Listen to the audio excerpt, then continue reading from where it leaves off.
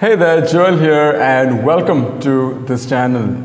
Today we are going to learn a science topic, and that is, watch this to understand better. Okay, so here I have a picture of what is this? CPU, right? And what's the full form of it? Central Processing Unit. Why do I require this? To run my computer, right? That's the main, you can say, the brain which makes the computer work.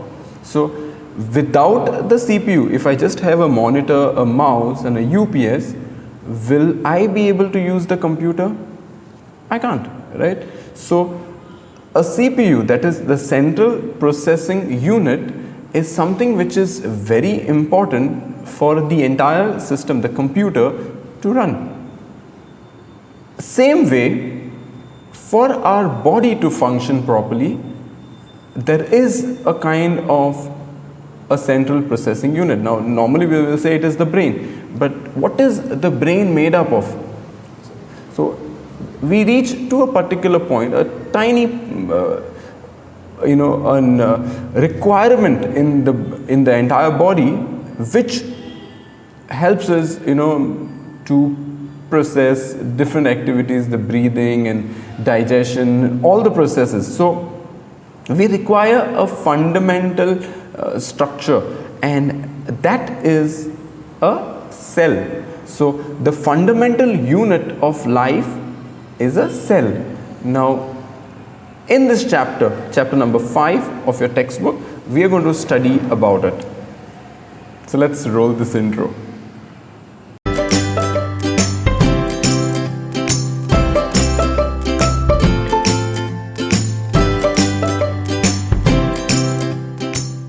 So what exactly is a cell? I'm sure you must have heard about a prison cell. And is it like a nice, spacious, very best kind of a room? No, right? It's a small space, a small compartment. So the word cell means a small compartment. It is not derived from an English word, it is derived from a Latin word. And Robert Hooke was the first scientist, okay, who found out something called as cell exists, and that was not now, in 1665, so years and years back. Okay, who was the scientist? Robert Hooke. And what did he use? He did not take any body part to observe it. He just took a champagne bottle cork and observed that under a microscope, and he found out that there are tiny little compartments that the entire cork is made up of. That's what he called as a cell. So here I have a picture of a wall. Now this entire wall is made up of tiny bricks. Now those bricks are nothing but the building blocks of the entire unit.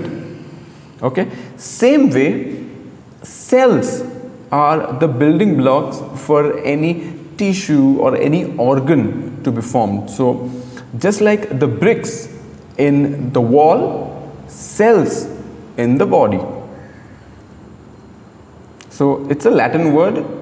The cell is nothing but Latin word which means a little room. That's what I just explained to you in the previous slide. So let us learn a few properties or qualities of the cell. So these structures look similar to each other. Just try picturizing the wall and the bricks, and that's when you will be able to understand about the cells.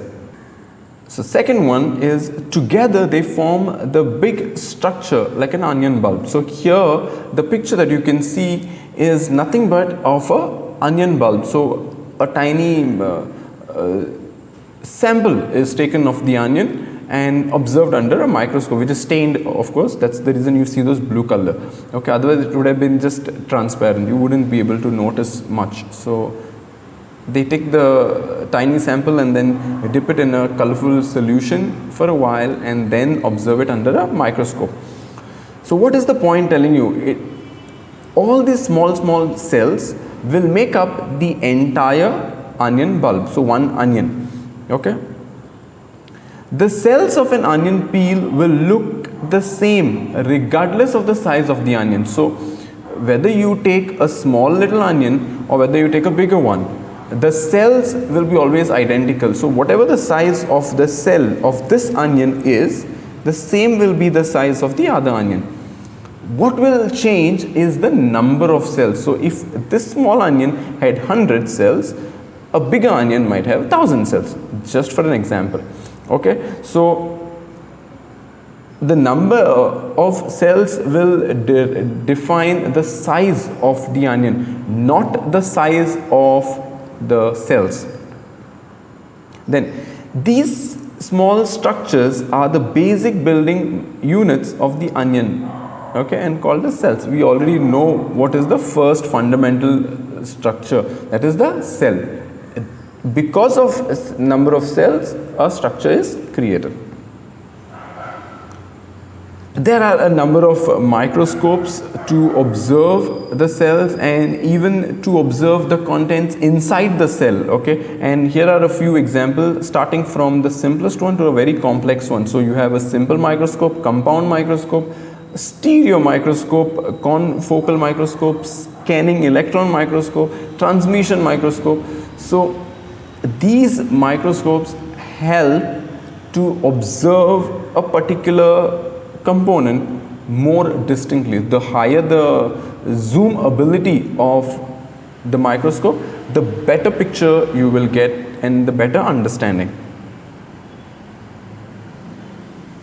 So we have something called as a unicellular organism and a multicellular organism. So let us understand first about a unicellular organism. The word unicellular, right? Uni means one. Cells, you understand what's the meaning. So unicellular means one cell, and an organism. So an organism which is one cell will be called as a unicellular organism. So here's the definition. Are those organisms having just one cell? The entire organism is just one cell. That's the meaning. So here are a few examples. These are observed under the microscope. So these are the pictures, and probably you must have studied them in your lower classes. Amoeba, Chlamydomonas and Paramecium. Okay, these are just three examples I've tried to put in to explain or tell you what is the meaning of a unicellular organism. Next we go ahead to understand multicellular organism. The word multi, okay, means many. So multicellular, many celled organism. Okay, so organism that has more than one cell. Ekunu, zaidyo, to perform a function. So all the cells are required to do some work. So those are called as multicellular organisms. Can you think of some examples? Maybe you and me, multicellular, right? Are we just made up of one cell? No, many cells together. So animals, plants, fungi are coming under the category of multicellular organism. They just don't have one cell, many cells to perform a particular task, to perform a particular function. Next, different types of cells in humans. So we are multicellular, but all the body cells of ours, do they look alike? They don't. So based on the particular kind of a work that our cells have to do, our cells have that kind of a shape. So if you notice, the first one, right, is a nerve cell. Now why do we require nerve cell? The moment you hold something, the moment you touch, or maybe you get an electric shock, you feel it, right, in the entire body. How does it happen? It happens because of nerve cells, because there are cells from your fingertip connected to the brain. You can sense that, so you can consider it like a wire. So that's the reason, if you look at the cell over here, it has that, tiny thread-like structures. So the tiny electrical electricity that is generated in our body, any pulse should be felt, right? That's the reason the cell has that kind of a structure. Next is a muscle cell. So if you look, it is like a gauze that is there. Normally when you fall down or you get a wound, you are tied with a gauze, right? So it supports your entire, the wound or whatever. If a hand is broken, then you would put a sling around you. So it gives that support. So muscles are required as a support for our body. So the kind of the structure that is there of the cell is to perform a certain function. I'll not go and discuss each and every one, but understand that they are based like that. So the structure will define a particular function, or based on the function you have a particular kind of a cell.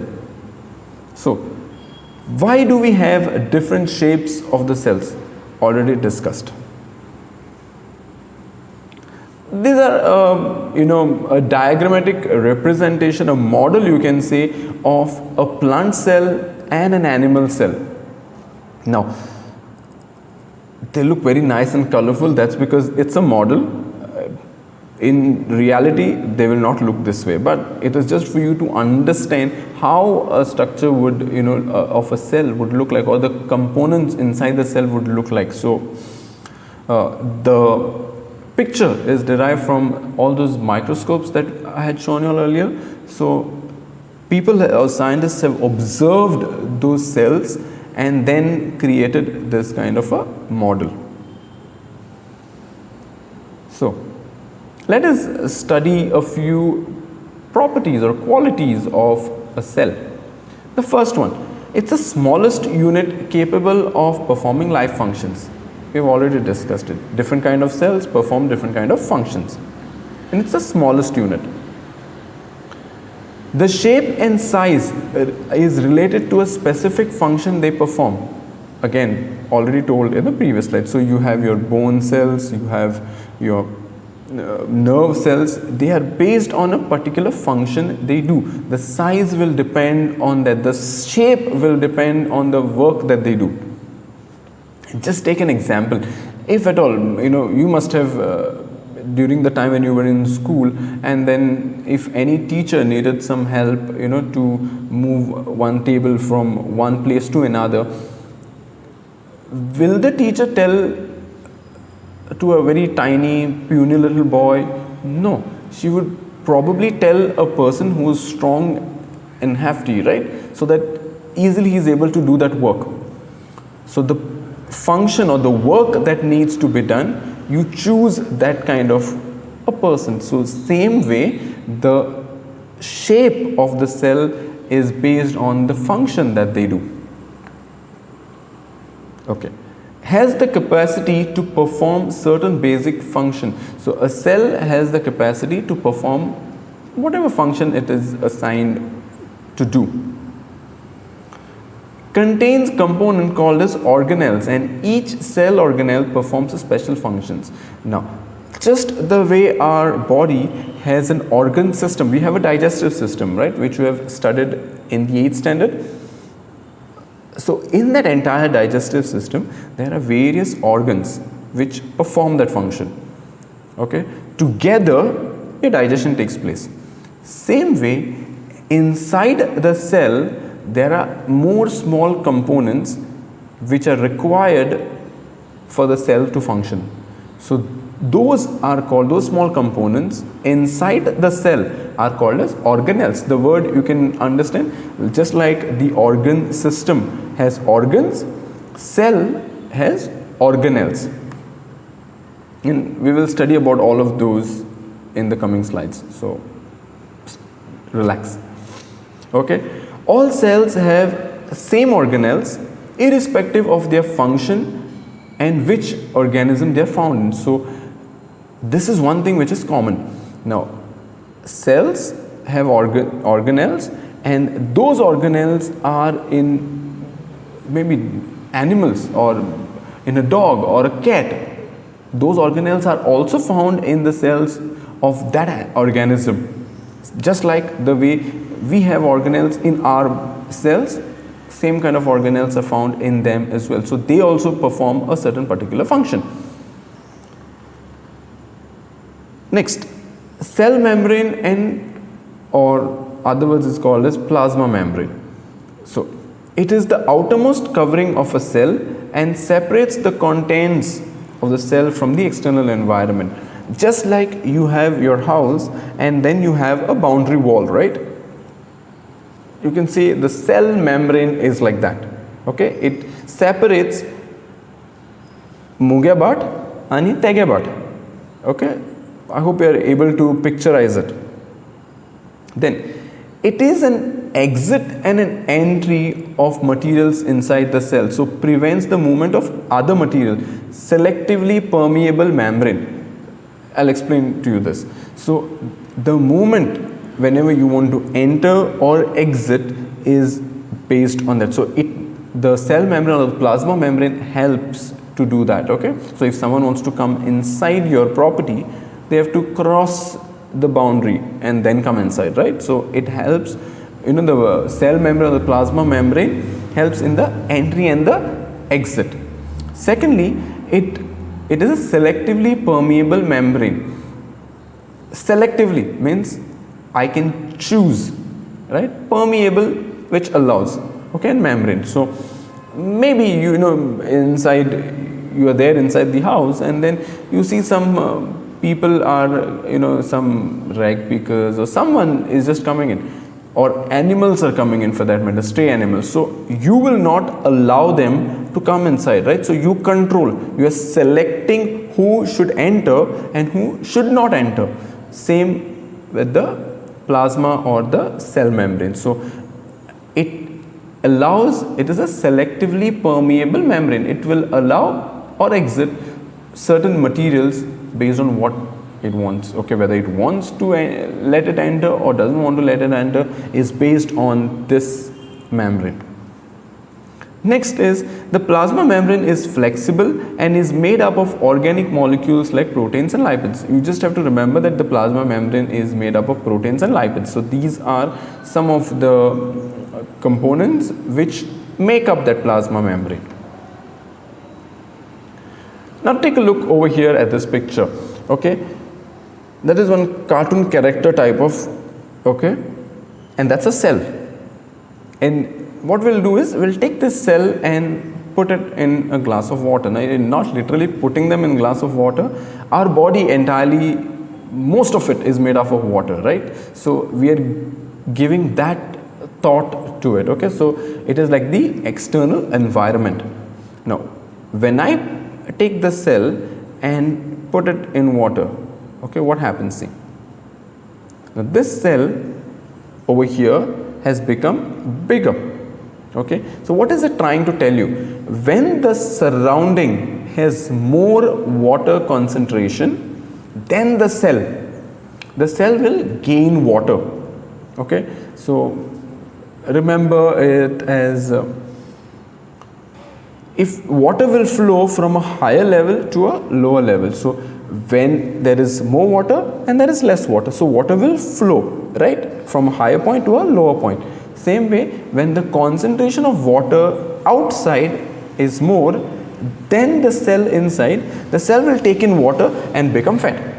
Simple to understand. And these kind of solutions will be called as hypotonic solution. Okay, so when the surrounding has more water concentration than the cell will gain water and grow in size. Is called as hypotonic solution. Remember the word, okay? Next, again I have a cell and let's throw it in environment.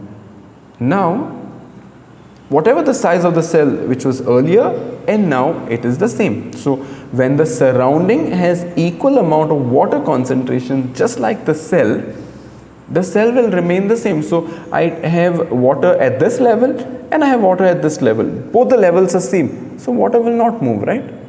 It will remain the same. So those kind of solutions are called as isotonic solution.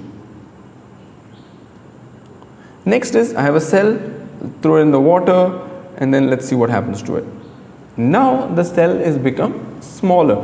So when the surrounding has less water concentration than the cell, which means the cell has more water, what will happen? Water will from more will move out. So in that process the cell will shrink. So these kind of solutions will be called as hypertonic solution. So first one is hypotonic, when the cell becomes fatter. Okay. Second one, when the cell remains the same, it's isotonic, and when the cell becomes smaller, it is hypertonic. Next, you have to remember about diffusion. You have already studied what is diffusion in the first chapter, that is matter in our surroundings. If you haven't watched that video of mine, then I will link all those videos in the description box. Kindly watch that chapter too. Okay, so diffusion, what is the meaning of it? Both solvent and solute particles are free to move. Okay, when there is solvent and there is solute, you remember this, right? Again, already explained in the first chapter. If I have a glass of water and I have sugar, the sugar becomes my solute particles, the water becomes my solvent. I take the sugar, put it in water, stir it, I get sugar solution. Okay, so sugar is the solute, water is the solvent, and sugar water is the solution. Now, when the solute and the solvent particles are free to move, I can say it is diffusion. Let us see what is osmosis. Have you heard this word osmosis somewhere? Kent, RO, purifying water, RO. That R is reverse and O means osmosis. Okay, so the technique that is used to purify water is reverse osmosis. Where is it found? In the filters, right? Water filters. We are talking about that kind of a logic over here. Okay, they have derived it from observing these body cell functions only, but that's the technique. So osmosis, what is it?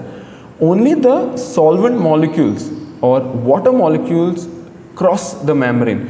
So you have a membrane, and that membrane says, okay, only water you come inside or move outside, nothing else is going to move. So in osmosis, only the solvent particles are moving. Now why I said water molecules in the bracket is because we are talking about cell, right? That's the reason. Okay, so in osmosis, only the water particles are, or solvent is allowed to move. In diffusion, a solute and a solvent, both of them are allowed to move. Then, unicellular freshwater organisms and most plant cells tend to gain water through osmosis. Which organisms? Unicellular freshwater organisms and plant cells. Okay, so you can be asked an example. So you should know it is unicellular freshwater organisms and plant cells. Absorption of water by plants' root. So the osmosis process also is noticed in the plant roots when they absorb the water. Now, a plant cell having another rigid outer covering called as a cell wall. So we spoke about the boundary wall, right? Your house, and there's a boundary wall. So we said it's a cell membrane or plasma membrane. But a plant cell also has an additional boundary, and that boundary is nothing but a cell wall. Now why do you think a plant will require additional covering? Imagine this. If you are feeling cold, you will, from outside, you will come inside the house and cover yourself maybe with a blanket. Who a plant is outside, no one is there. If it's feeling cold or if there's water pouring, whatever it might be, the plant has to remain there, right? It is growing. Because of there is no support or no relaxation for the plant modified itself, and the cells are having a cell wall, okay, to protect itself. And it's composed of cellulose. So the cell wall is composed of cellulose. What is cellulose? It's a complex substance, not a simple one, a complex substance. They have to maintain themselves staying outside, right? So it's a complex substance which does what? It gives them structural strength to the plant. So that entire structure of the plant to be strong, comes from the cell wall. What is it made up of? It is made up of cellulose, and it gives the plant a structural strength. Here I have a picture of the cell membrane and the cell wall, and then we were discussing about the water moving out, water moving in, right? The osmosis part of it. So here this plant cell loses water through osmosis. I've already discussed about it. There is a shrinkage, okay? It will shrink or contract of the contents of the cell away from the cell wall. So the cell inside, there's a cell membrane, there's a cell wall. The moment the water moves out, it shrinks, okay? That process is called as plasmolysis. If you want to picturize this, I can't show it to you definitely, but imagine this. You take a cloth, okay, and then put it in water, and then it is filled with water. The moment you squeeze it, water moves out and it shrinks, right? That is the kind of a thing that you can imagine it as, plasmolysis. When the water moves out from the plant cell because of osmosis, the contents of the cells will shrink. That shrinking that happens is called by the process of plasmolysis. Next, you have to understand about prokaryotes and eukaryotes. Simple example I will give you. Whenever an organism or cells, right, organism which has cells, okay, and those cells have a nuclear membrane, okay, remember this word, nuclear membrane. Now it is kind of a slimy thing that you can remember. That's how I remember, okay, something which is have you played with that slime? Probably you must have, right? So it is all something that when I look at it, I would say like ew, right? Okay, so eukaryotes, okay, are those organisms which have nuclear membrane. Okay, so they have nuclear membrane, then they are called as eukaryotes. If they don't have a nuclear membrane, they are called as prokaryotes. How to remember? I have a slime, okay, and I will look at it and say ew, eukaryotes, okay, they have a nuclear membrane. If they don't have a nuclear membrane, then they are called as prokaryotes. Examples over here are, you can check out here, wherever it is seen. So bacteria, yeast, grass, and humans, okay. In bacteria, they lack the nuclear membrane. In the other eukaryotes, yeast, grass, and humans, they have a nuclear membrane. Okay, with this I'll just conclude today's video. I hope you have understood whatever I explained till now. If you did, then please don't forget to hit that like button, share this video with your friends so that they also can learn science in a better way. And if this is your first time that you are here, then please don't forget to subscribe to the channel. Take care and God bless you.